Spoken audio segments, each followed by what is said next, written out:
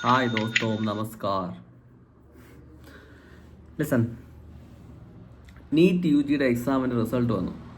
ഏകദേശം 24 ലക്ഷത്തോളം UG students appear ചെയ്തൊരു എക്സാം ആയിരുന്നു. അതിൽ 11 ലക്ഷം പേര് ക്വാളിഫൈ ആയി. ക്വാളിഫൈ എന്ന് വെച്ചാൽ മിനിമം മാർക്ക് കിട്ടി. സോ മിനിമം കിട്ടിയ മാർക്കിന് അവർക്ക് ഹയർ എഡ്യൂക്കേഷൻ, മെഡിക്കൽ ഫീൽഡിലേക്ക് പോവാം. പല മേഖലകളിൽ പുറത്ത് പോയി പഠിക്കുന്നവരുണ്ട്, അകത്തുണ്ട്, ഡീംഡുണ്ട്, പല രീതിയിൽ പോവാം. സോ എക്സാം വന്നു, റിസൾട്ട് വളരെ ഫാസ്റ്റ് ആയിട്ട് വന്നു. ഇപ്പം എല്ലാ എക്സാമും അങ്ങനെയാണ്. നീറ്റ് UG ആയാലും ഇപ്പം ഇവൻ UPSC വന്നാലും പഴയ കണക്കല്ല, ഒരുപാട് ഇപ്പം കുറച്ചുകൂടെ ഫാസ്റ്റായിട്ട് കാര്യം നടക്കുന്നുണ്ട്. പക്ഷേ ഇവിടെ നമ്മൾ ചിന്തിക്കേണ്ട കാര്യം എന്ന് പറയുന്നത് ഇതിൻ്റെ ഹൈ കട്ട് ഓഫ് എങ്ങനെ വന്നു എന്നാണ്. എക്സാമിൻ്റെ ഡേ തന്നെ ഡൽഹി, രാജസ്ഥാൻ തൊട്ട് പല ഭാഗങ്ങളിലും ഇതിൻ്റെ കള്ളത്തരങ്ങൾ പലതും പലതരത്തിലും ഫ്രോഡ് തരങ്ങൾ ഉണ്ടെന്നുള്ള കാര്യം തെളിയിക്കപ്പെട്ടതാണ്. പല പ്രീവിയസ് സ്റ്റുഡൻസും ഒരു പ്രോക്സി പോലെ മറ്റുള്ളവർക്ക് വേണ്ടി 25-30 ലക്ഷം വാങ്ങി പരീക്ഷ എഴുതി കൊടുക്കാൻ ശ്രമിക്കുന്നവരെ പിടിക്കപ്പെട്ടിരുന്നു. അത് എത്ര എണ്ണം പിടിക്കപ്പെട്ടു എന്നത് നമുക്ക് അറിയത്തില്ല, എത്രത്തോളം ഇനി അതിൻ്റെ വ്യാപ്തം ഉണ്ടെന്ന്. പക്ഷേ ഇവിടെ ഏറ്റവും ഇമ്പോർട്ടൻ്റ് ആയ കാര്യം എന്ന് പറഞ്ഞാൽ ഏകദേശം റിസൾട്ട് വന്ന സമയത്ത് ഏകദേശം 100 പേര്, ആദ്യത്തെ ഒരു 100 പേരുടെ അവർക്ക് കിട്ടിയ പെർസെൻറ്റേജ് മാർക്ക്, അവരുടെ റാങ്കും NTA നാഷണൽ ടെസ്റ്റിംഗ് ഏജൻസി ഇപ്പം പബ്ലിഷ് ചെയ്തിട്ടുണ്ട്. ആ പബ്ലിഷ് ചെയ്ത റിസൾട്ട് എടുത്ത് നോക്കിയാൽ ഏകദേശം 67 പേർക്ക് ഔട്ട് ഓഫ് 24 ലാക്സ് സ്റ്റുഡൻസ് എഴുതുന്നതാണ്. ഞാൻ അതൊന്നും പറയുന്നില്ല. അതിനകത്ത് ഇത്രയും പേര് ഇത്രയും നല്ല റാങ്ക് മേടിക്കുന്നു എന്നതിൽ നമുക്ക് സന്തോഷം മാത്രമേ ഉള്ളൂ. പക്ഷേ ഇവിടെ നമ്മൾ നോക്കേണ്ട കാര്യം എന്ന് പറയുന്നത് ഈ 67 പേർക്ക് 720 മാർക്ക് കിട്ടിയതിൽ 720 മാർക്ക് കിട്ടി. ഔട്ട് ഓഫ് 720 ആണ് ഇതിൻ്റെ ടോട്ടൽ മാർക്ക്. അതിൽ 720 മാർക്കും ഇവർക്ക് കിട്ടി. അതിൽ ഒരു 6-7 സ്റ്റുഡൻസിന് ലാസ്റ്റ് നമ്മൾ നോക്കുമ്പോൾ 6-7 സ്റ്റുഡൻസിൻ്റെ റോൾ നമ്പർ തുടങ്ങുന്നത് 23070 എന്ന് പറയുന്ന ഒരേ സെൻറ്ററിലുള്ള റോൾ നമ്പറാണ്. അതെങ്ങനെ സംഭവിച്ചു? സെയിം റൂമെന്ന് ഞാൻ പറയുന്നില്ല. How it is possible? You think it's A scam? ഒരു കാര്യം കൂടെ പറയാം. അത് കഴിഞ്ഞ് 67 കഴിഞ്ഞ് 68ാമത്തെ റാങ്ക് കാരന് കിട്ടിയേക്കുന്നത് ഒരു യാഷോ എന്തോ പറയുന്ന ഒരു കുട്ടിക്ക് കിട്ടിയേക്കുന്ന മാർക്ക് എന്ന് പറയുന്നത് 719 ആണ്. അതെങ്ങനെ പോസിബിൾ ആവും? 716 മേടിക്കാം, 720 മേടിക്കാം, അല്ലെങ്കിൽ എക്സ്ട്രാ ബോണസോ, അല്ലെങ്കിൽ ഇപ്പം പല സമയത്തും ക്വസ്റ്റ്യൻസ് എന്തെങ്കിലും മിസ്റ്റേക്ക് പറ്റിയിട്ട് 1 മാർക്ക് എക്സ്ട്രാ കൊടുക്കും എല്ലാവർക്കും. അല്ലെങ്കിൽ ചിലപ്പം എക്സാം ക്വസ്റ്റ്യൻ തെറ്റുന്ന രീതിയിൽ അല്ലെങ്കിൽ എന്തെങ്കിലും കുഴപ്പം പറ്റുന്ന സമയത്ത് ബോണസ് മാർക്കുകൾ നമ്മൾ കൊടുക്കാറുണ്ട്, നമ്മൾ കേൾക്കാറുണ്ട്. പക്ഷേ ഇവിടെ എന്താ സംഭവിച്ചതെന്ന് ആർക്കും അറിയത്തില്ല. 719 മാർക്ക് എങ്ങനെ ഒരാൾക്ക് പോസിബിൾ ആവും? ഈവൻ ഫിസിക്സിലെ ഒരു ക്വസ്റ്റ്യൻസിൽ 2 ഉത്തരങ്ങൾ ശരിയായി വരികയും ആ 2 ശരിയായവർക്ക് മാർക്ക് കൊടുക്കുന്നുണ്ടായിരുന്നു. അതാണ് 720 വന്നത്. ഇപ്പോൾ ബോണസ് മാർക്ക് ഉണ്ടെങ്കിൽ 720 അവർക്ക് കിട്ടണമെന്നില്ല.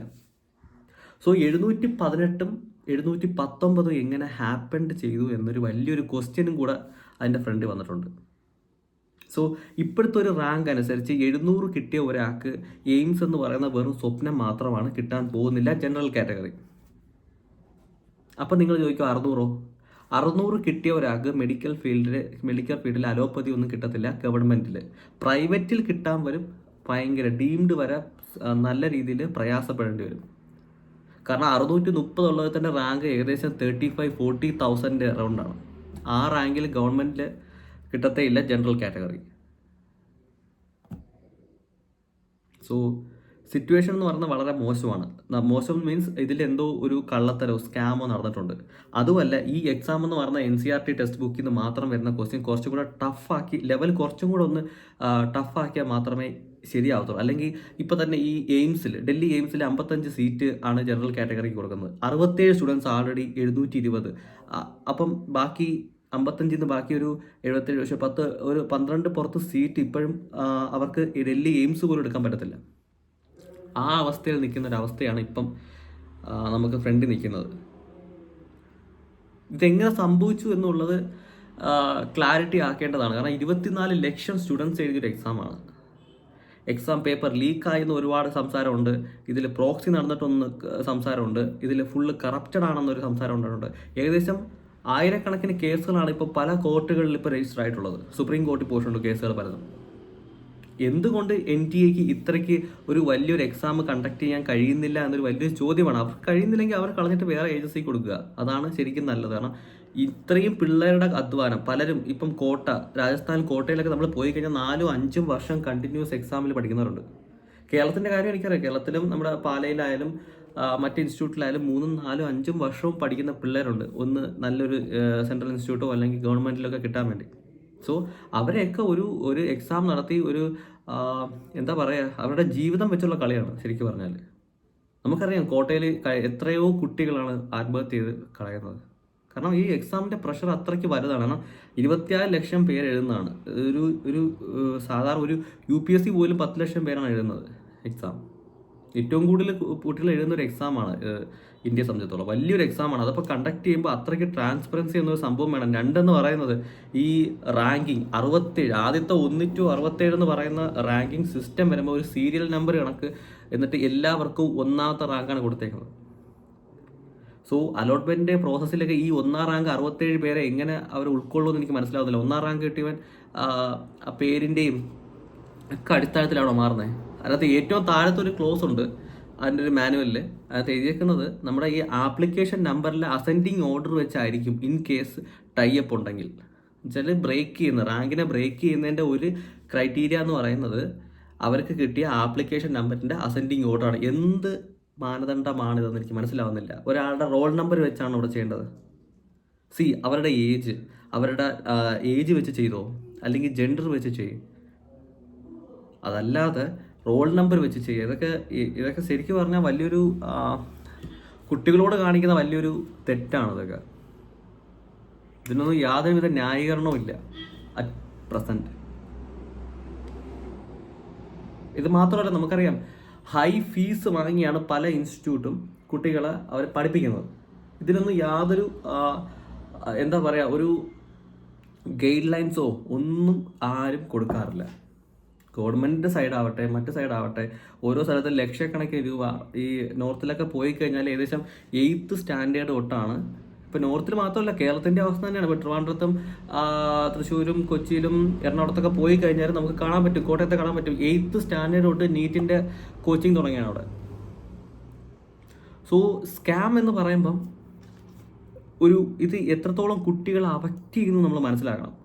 വളരെ ചെറുതിലേ അവർ ഇതിൻ്റെ ഫൗണ്ടേഷൻ കോഴ്സ്, മറ്റേ സ്റ്റഡീസ്, പിന്നെ 11th 12th കമ്പൈൻഡ് വിത്ത് സ്റ്റഡി എന്നൊക്കെ പറഞ്ഞുകൊണ്ട് വർഷങ്ങളോളം ഇവർ പഠിച്ചു വരുന്ന വലിയൊരു ഡ്രീമാണ് to become a good doctor എന്ന് പറയുന്നത്. അത് നല്ലൊരു ഇൻസ്റ്റിറ്റ്യൂട്ടിൽ പഠിക്കുക എന്ന് പറയുന്നത് അവരുടെ വലിയൊരു ഡ്രീമായിരിക്കും. അതിന്ന് സാധാരണക്കാരനായ ഒരു കുട്ടിക്ക് സത്യം പറഞ്ഞാൽ ഇന്ന് എത്രത്തോളം അകലെയാണെന്ന് നമുക്ക് മനസ്സിലാക്കണം. ഞാൻ ഡെയിലിയുള്ള സമയത്ത് എനിക്ക് പറയാം, 8ാം ക്ലാസ് 5ാം ക്ലാസ് 6, 7 ക്ലാസ്സുകൾക്ക് ഫൗണ്ടേഷൻ കോഴ്സ്, 8, 9, 10 ഉള്ളവർക്ക് വിത്ത് കോച്ചിങ് വിത്ത് സ്റ്റഡീസ്, 11, 12 എന്ന് വെച്ചാൽ കമ്പൈൻഡ് ആണ്.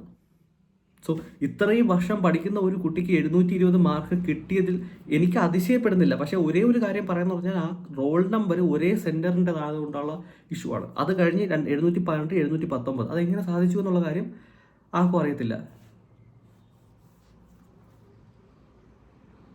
സോ ഞാൻ പറഞ്ഞു വന്നു വെച്ചാൽ, ഒരു സാധാരണ ഒരു കുട്ടി, ഇപ്പോൾ ഒരു നാട്ടിൻപുറത്തുള്ള കുട്ടിക്ക് ഇത്രയും വലിയ കോച്ചിങ് ഒന്നും അഫോർഡബിൾ അല്ല ബേസിക്കലി. സോ ഇനി ഇപ്പം നടക്കാൻ പോകുന്നതെന്ന് പറയുന്നത്, ഈ 720 ഇത്രയും പേർക്ക് കിട്ടുമ്പോൾ ഇനിയും ക്വസ്റ്റ്യൻ ടഫാവും.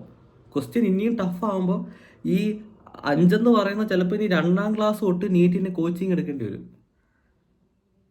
ഇതാണ് ശരിക്കുള്ള ഇന്നത്തെ നമ്മുടെ എക്സാമിൻ്റെ അവസ്ഥ. ഒരു കാര്യം കൂടെ പറയാം, ഈ നീറ്റ് എഴുതി എക്സാം എഴുതി പാസ്സായി MBBS ഡോക്ടറായിട്ട് പ്രത്യേകിച്ച് കാര്യമൊന്നുമില്ല. അത്രയ്ക്ക് ജോലിയൊന്നും ഇന്ത്യയിലില്ല.